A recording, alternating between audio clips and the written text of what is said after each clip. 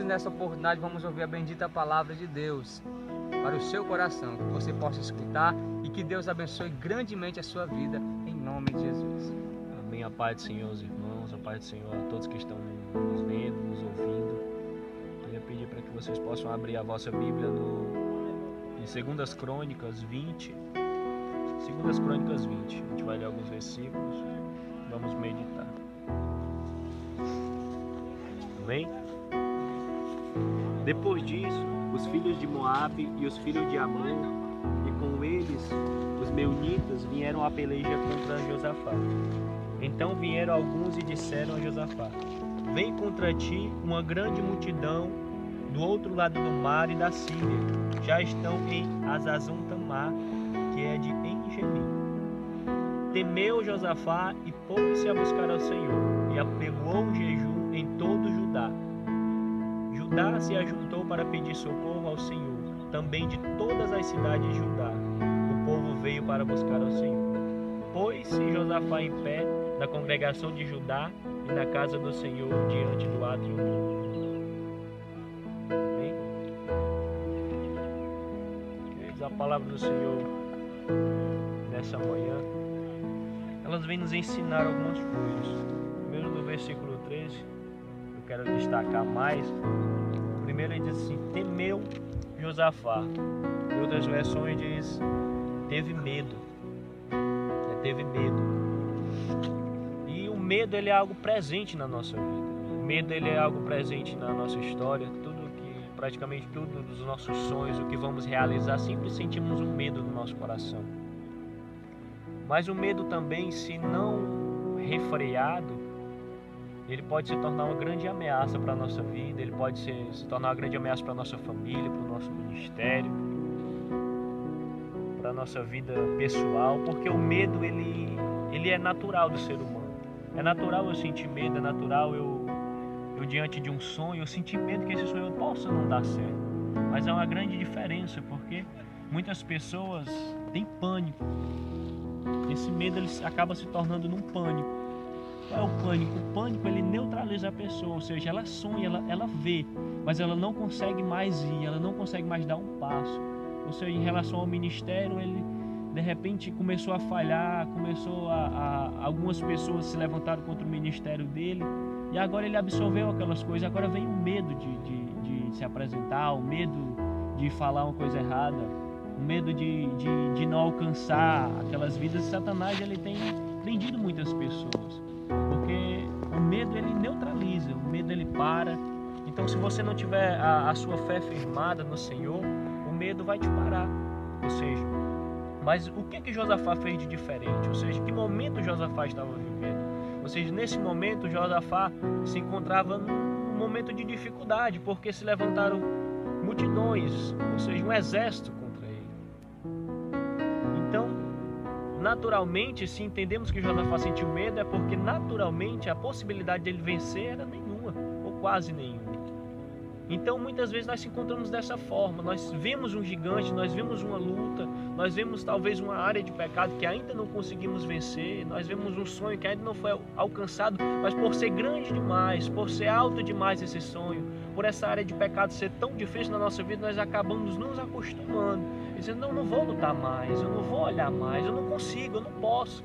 Ou seja, mas Josafá fez algo diferente, ele sentiu, mas o que ele faz depois? Ele se pôs a buscar ao Senhor.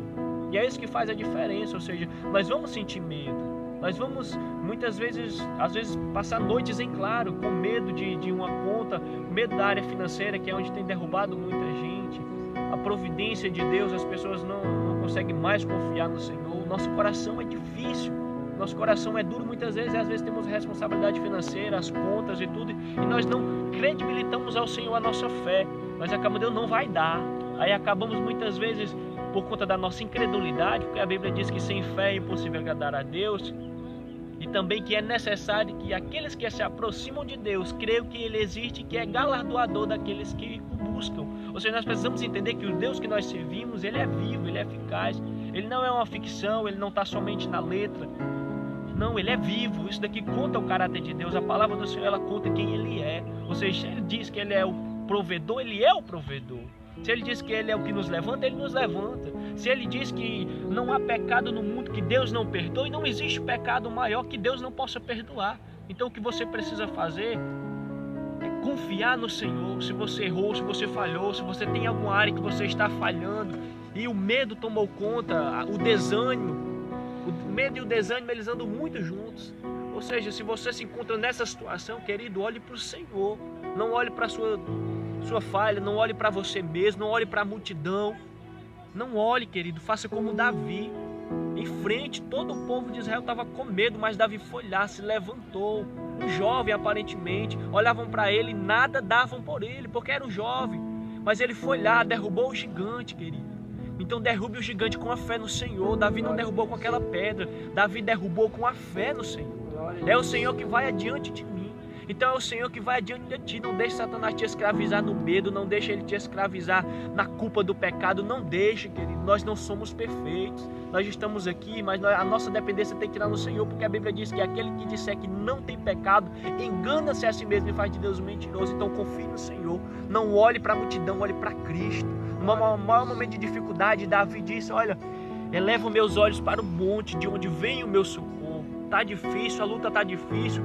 A multidão está ao teu redor, tu não consegue caminhar, olha para cima, olha para o alto, olha para o céu, porque é de lá que vem o teu socorro. Glória a Deus, querido.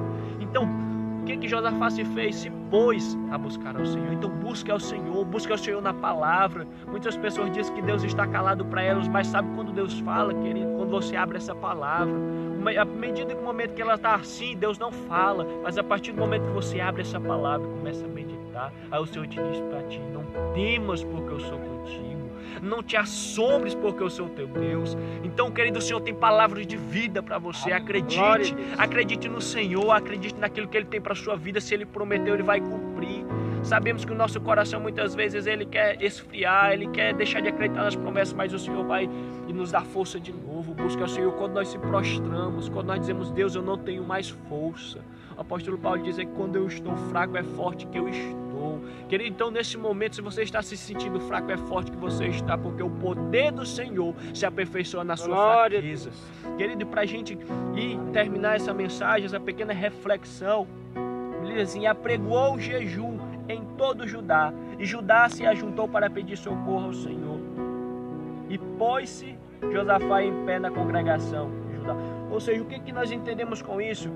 Para que o Senhor trabalhe na nossa vida, primeiro, Judá se ajuntou, o povo se ajuntou, o povo se reuniu num propósito. Ou seja, para você alcançar as bênçãos do Senhor, para você, tudo tem etapas. Primeiro ele apregou um jejum, primeiro ele deu sacrifício, primeiro ele sacrificou aquilo que para ele era prazeroso. Ou seja, sacrifique aquilo que é prazeroso para você hoje, para alcançar o que Deus tem para você lá na frente.